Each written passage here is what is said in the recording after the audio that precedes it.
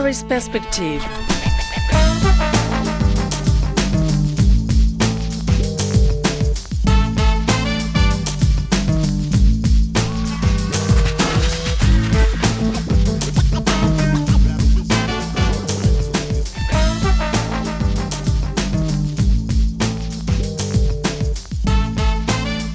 The Russians have said at the beginning that they intend to talk to the US and they are not interested in talking to EU or to launch new talks in the framework of the Normandy format where France and Germany play a mediation role.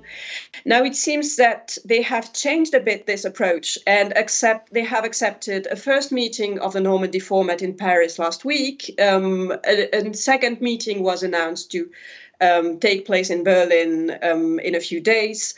And definitely Putin has talked to a number of European leaders, among them Emmanuel Macron, with whom he's had regular contacts for the last 5 years. And after Chancellor Merkel left, Macron is probably one of the European leaders that has the closest relationship to Putin.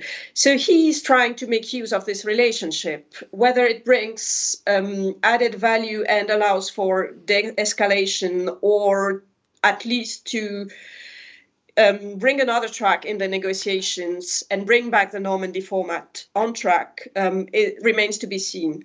They did say after that meeting of the Normandy format in Paris there, a week or so ago, that some progress was made, but nothing was concrete. But speaking with European players here, Viktor Orban, Hungary's populist leader, if you will, was in Moscow for talks with Vladimir Putin.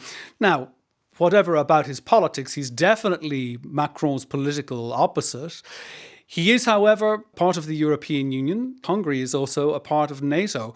So would the leader of a place such as Hungary, which was definitely part of the old Soviet sphere of influence, would a country like Hungary or Orban have actually a role to play here on behalf of the EU, despite their differences and despite the rift between Hungary and Brussels? Well, I very much hope that this is Orban's intention when traveling to Moscow and that he was willing to convey the same messages as other European and NATO leaders.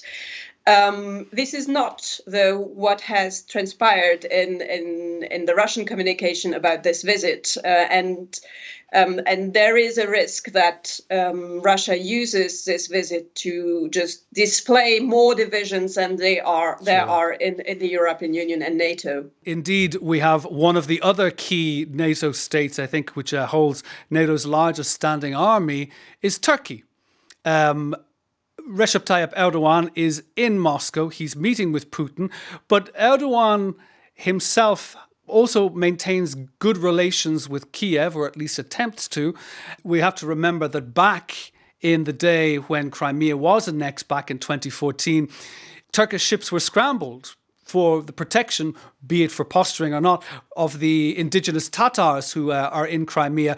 But ever since then, that seems to be water under the bridge when it comes to these two strongmen, Putin and Erdogan. So what do you think that somebody like Erdogan can bring to the table, seeing that he's no friend of Brussels whatsoever? Well, Erdogan has a real interest in avoiding a confrontation between Russia and Ukraine and Russia and NATO. Turkey has developed a very strong relationship with Ukraine over the last years. There is a strong military cooperation between the two countries.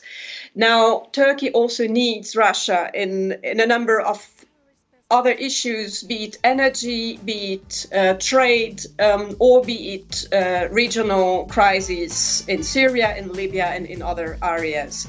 So I think Turkey definitely does not want to be taken in a confrontation between these two sides, because pressure would be from both sides to take stance, which it doesn't want to do.